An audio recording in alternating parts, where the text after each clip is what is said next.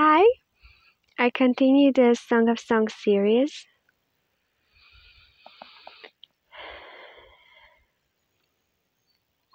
Tell me, O you whom I love, where you feed your flock, where you make it rest at noon. For why should I be as one who wears herself by the flocks of your companions? If you do not know, O fairest among women, follow in the footsteps of the flock, and feed your little goats beside the shepherd's tents.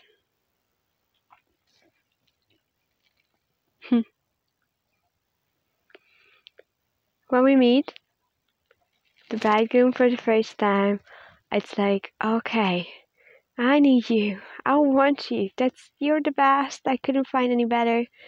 And we forget about him, and then we stumble into him again. And after a while, it feels like, okay, Jesus, I have experienced your presence, and it's really better than wine. It's really better than anything I could ever make up. So, how can I be with you forever? How can I experience your presence all the time? Like, show me your ways. As David says, show me your paths so I could walk on them. Show me how I can live in a continual awareness of your presence. And that's what happened to me as well. Like in the last few years, sometimes I bumped into the presence, and then I thought, okay, Jesus came to make it available every time and all the time. And if it's so, if the New Testament is about experiencing Him always, then you must show me how I can walk in your presence. You must show me how to walk on your path. Because sometimes it's like Jesus is walking where he's walking, and we are walking our own way, and sometimes we cross each other's walks. Sometimes we go on the same track for a while, and then we depart, and then we bump into each other again. And most of the time, that's what we call Christian life. Every now and then I stumble into God, but God is calling us to walk with Him, which means that we don't just do it every now and then. It's a life that we walk with Him, and it's something that seems like incredibly impossible. So it's like, okay, I feel your presence now, a few minutes later I don't. Like, what's wrong? And that's when God is teaching us how to stay and how to respect the way He is walking, how to respect the directions He's taking, and how to move with Him. And it is really important, most personally, but it is even more important when you lead a group of people. It's like, okay, where are you going, Jesus? Where are you taking your flocks? I want to keep up with you. I want to walk in your steps. Like, what's next? How fast do you want to go? Which direction do you want to go? Do you want to stay? Because if you want to stay, I won't go, because I don't want to miss you. And the other thing about this verse is that it's about feeding and making them rest. These are the two most striking characteristics of following His footsteps. It's like there's always enough to eat, and there's always opportunity to rest. And restlessness and hunger are most of the time the signs of losing the track he's walking on right now. Losing him. Because we are seated at his table, forever, The Feast of the Lamb is going on beyond time and space, and we can drink, and we can eat, and we can have rest, and we experience the deficit on those areas when we walk our own walk, when we don't cling to him, when we don't watch his steps, where he wants to go and how he wants to take another step.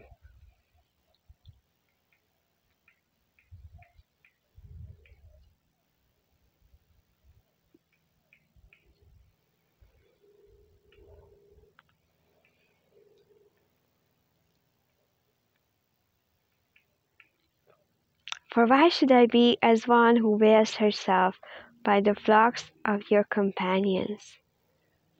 That's a new thing for me. It's like Jesus telling me that no, it's not a secret deal. It's not like doing fishing, like you just throw it out and watch for a catch. No, it's not like that. You can do it openly. You don't need to do it in secret. You don't need to weigh yourself. It's the move of my spirit. You need to be proud of it. I'm moving on you. These are the manifestations of my love in you. So don't do it secretly. It's something to be shouted from the rooftops. It's not a thing to be wailed. How you are hungry for me, how you are experiencing me, how I'm coming close to you. These are not secret deals. These are issues for the public. And we always try new formulas, more fasting, more prayer, more Bible reading, because we think that these are the ways of God. Okay, I just try this other method, and I'm gonna be really walking the ways of God. And maybe there are some fruits, but it's still not the presence of God overwhelming us. Still not what we expected. And Jesus rightly lets us get completely frustrated with all of our methods because he wants us to be reliant upon only him. So it's his grace that he lets us get utterly frustrated with all of our ideas. Because he wants us to give credit only to him if we experience him, not our ways and not our walks and not our steps and not our ideas.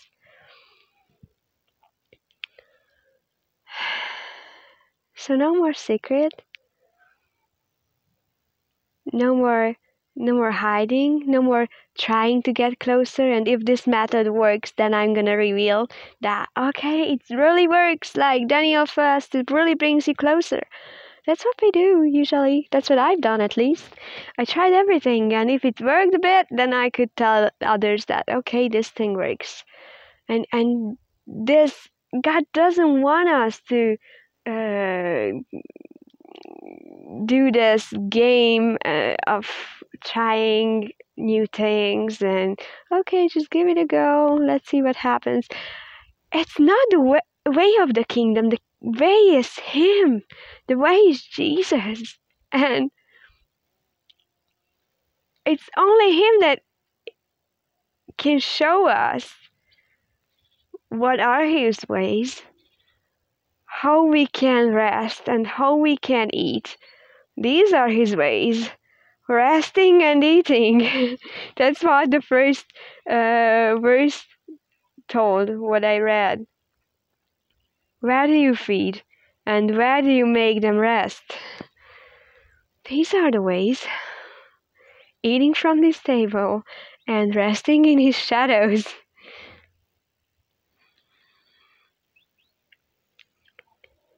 And the girl can ask, like, okay, then where are your friends? Where are your friends' flocks?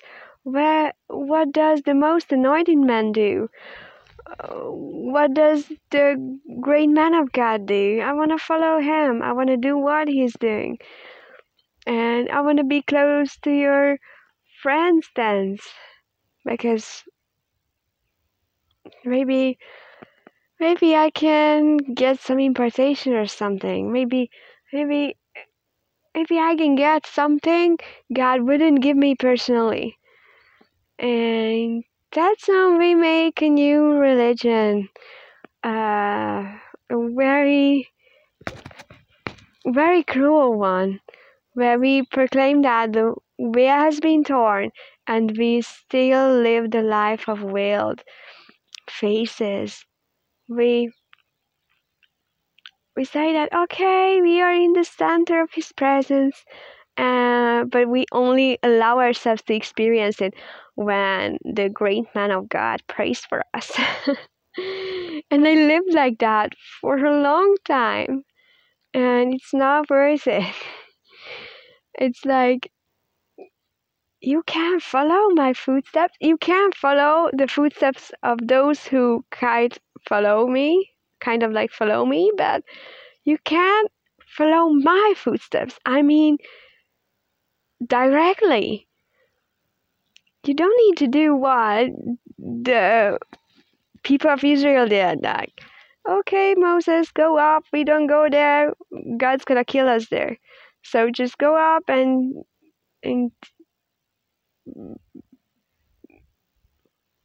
be a medium. And that's what we do. Where do your friends stand? Where are your friends stand, Jesus? I want to go there. Maybe we can meet there every now and then.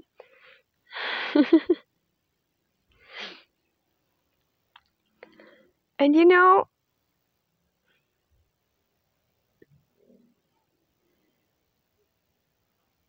Jesus is okay with it. Jesus gives you these ideas like, go and feed your flocks where my friends feed their flocks. Just follow their footsteps. It's okay. We are gonna meet. And Jesus is telling us, okay, if you need a medium, then it's fine. We can meet like that as well. But there is something better and bigger than that. And there is something that is closer than Moses going up. It's when you personally go up. And you don't need to be scared of me, because Moses went up and he experienced my goodness, okay? I didn't kill him. Why would I kill you, okay? You can come up anytime. We say that we have permission into God's presence, but we still rather send others to the presence and let them hear God for us. And we don't see that He's stable, and we don't see that He's rest.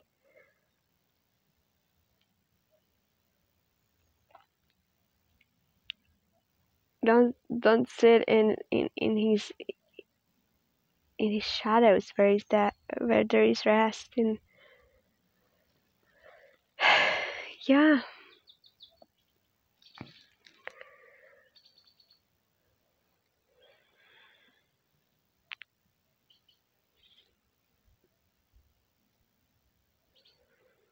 If you do not know where to go, if you don't know my ways, which I want to show you, the reason why I know I want to show you, because you asked me, You want to know what are my ways so that you could follow me directly. But if you don't know, then follow in the footsteps of the flock beside the shepherd's tent. It's okay to follow the Anointed One. It's okay to follow the great man of God. But you need to know that I can teach you my ways, and you don't need to go the ways I've taught to others. And you can eat directly from my hand. You can sit at the table. You don't need to sit under the table and collecting food rest and try to have enough from what's fallen on under the table. You don't need to do that. You don't need to follow other flocks even if they go the right directions, because it means a worse quality grass if you follow another flock. The best of the grass is already eaten if you go after another flock. So just go my ways, and I'm gonna show you my ways. And yeah, if you don't know my ways, then just follow another flock and we're gonna still meet. Jesus is not dragging us to walk our own walk with him because he's like upset about, like, okay, why are you taking the anointing from someone else? Why don't you take your own? He's not like that. He's happy for us if we seek him in any way. He just knows that it's better to sit at the table than collecting food rest under it.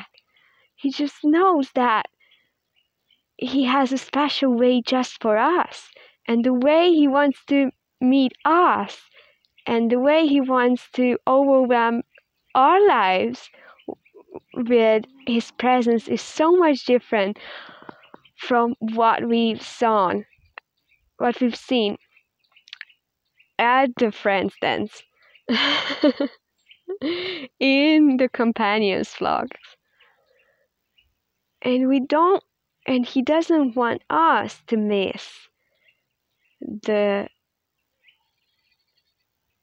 pleasure of directly following him, the pleasure of living in total awareness of his presence. And yeah, it sounds impossible, and rightly so. It's absolutely impossible. Only he can show us his ways. Only he can make us walk his path. But he would like to do so. So ask him to show you his ways, how he wants to connect with you. And it's gonna be so different from my connection, so different from Benny Hinn's connection, from anyone's connection, from the simplest friends you have to the greatest names you can mention. It's gonna be different. That's why he wants to show it to you, because it's so special. It's not like he doesn't want to give you through a medium, through someone else, through another way. He's fine to do so. He's fine to bless you through other ministers, through other people, through other people's intimacy with Jesus. But he wants you first and foremost to know what it feels like to sit at his table, what it feels like to be the main guest, what it feels like when you walk a path that is just yours, that has been taught just to you. And yeah, there are pleasures at his right hand,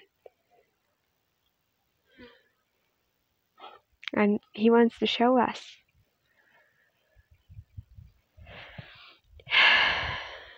God bless you guys. Thank you for watching. And he's already showing you his face. I'm just telling you that it's not just a privilege, it's the way of life. I've met so many people, not met too many, but some who already lived their lives walking their own path with Jesus. And they are so different. The way they found they found how to walk with Jesus is extremely different. The only thing that is common with these people is that they say that they didn't live before. It is life. And before that, maybe they breathed, but they wouldn't call themselves alive. Yeah, that's life. Learning how to stick to Him, learning how to walk His ways. God bless you guys.